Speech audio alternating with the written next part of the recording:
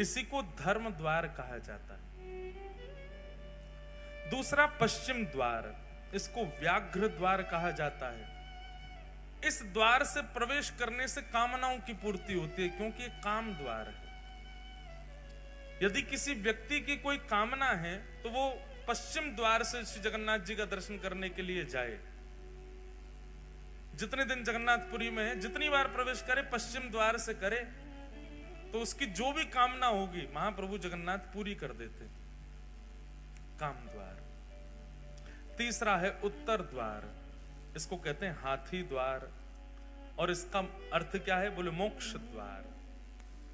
इस द्वार से प्रवेश करना और दर्शन करके निकलने से ये मोक्ष द्वार है, इससे मुक्ति की प्राप्ति होती है। और दक्षिण द्वार अश्व द्वार है।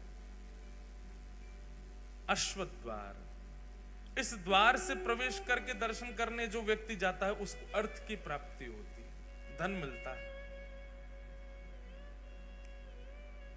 पर हरि नाम जिसके चित्त में है, हरि जिसके भीतर विद्यमान है, वो किसी भी द्वार से प्रवेश कर जाए उसको चतुर्विध पुरुषार्थ नहीं मिलता है।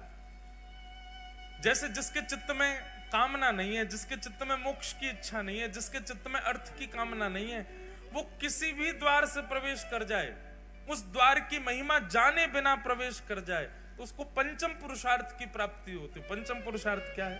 प्रेम। श्री जगन्नाथ जी उसको प्रेम प्रदान करते हैं।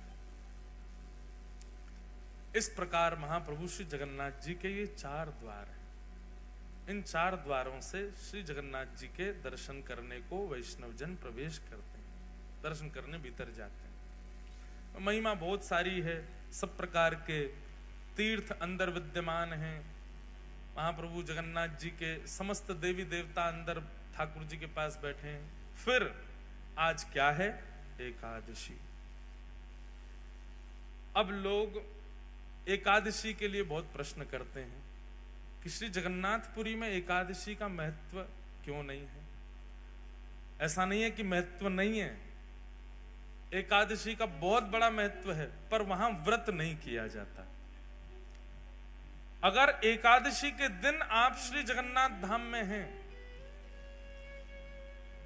तो उस दिन स्कंद पुराण में कहते हैं बाकी के दिन महाप्रसाद पाओ पेट भर के, लेकिन एकादशी के दिन महाप्रसाद पाओ आकंठ। गला आपका यहां तक भर जाना चाहिए, जितनी